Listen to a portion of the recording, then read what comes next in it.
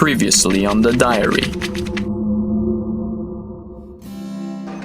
The jury found me guilty of murder. I did not go to prison, though. I will be treated and observed further, trapped in a mental facility. I wonder how long I'll be trapped in here. I was released today. It's been a year, 8 months, and 28 days since our last encounter. I open my eyes. My hands are handcuffed to the pipes. My mouth is gagged and my neck tied to the metal rails on the wall. It could be my attic. How can that be possible? The last thing I remember was feeling tired after I came home from Starbucks. Did that coffee make me tired? Who did Bobby leave with just now if it's not me? Do you like my dress? A skank! Did you just call me a skank? Oh yeah, you have a French accent now. She threw herself at Bobby and kissed him. Excuse me, I was sure if there would be some making out, it'd be the two of us, not the two of you. Looked puzzled. Well, did you not mean it when you kissed me 4 weeks ago in the cab on the way to the hospital? Oh, how she looked at me with that pretentious note of smirk. That never happened. You are so wrong. So or whatever her name is, went all blood rain on me and attacked me. I managed to get out. I knocked some rando off and stole his scooter, FBI style, to get away faster. When I arrived, the house was completely engulfed in flames and the firefighters were just sprinkling it with their hoses. So I ran in. The following takes place on May 25th, 2015.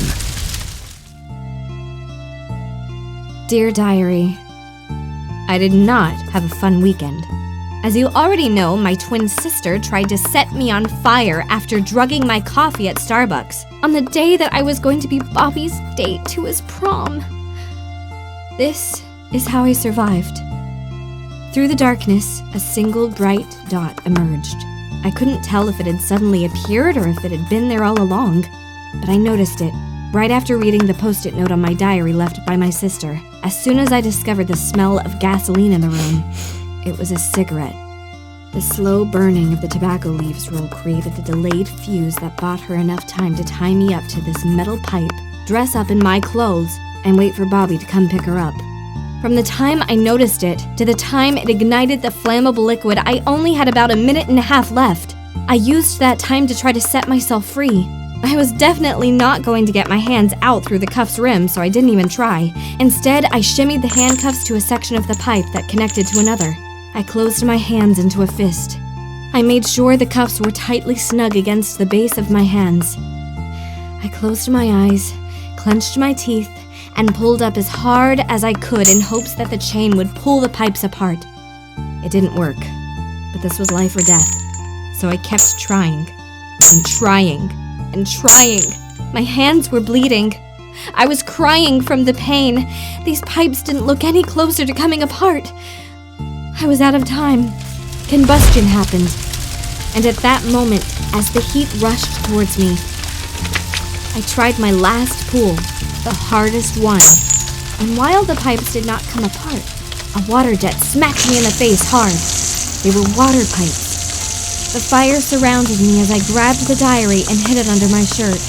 Then I started pulling again.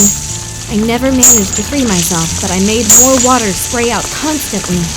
I backed up against the brick wall I was chained to from the neck to let all my clothes and hair soak as quickly as possible to create a protective cloak around me and to let the wall behind me shield me. Right before the fumes made me pass out, I heard the misguided but brave voice of Jessica shouting my name. I tried to yell back, but I couldn't breathe enough. Then I blacked out. Jessica said she didn't hear me calling, but she knew in her heart that I was still inside. She said firefighters followed her in to try to get her out, but they kept telling her that my mom informed them that nobody else was inside the house, that it was suicide to stay inside.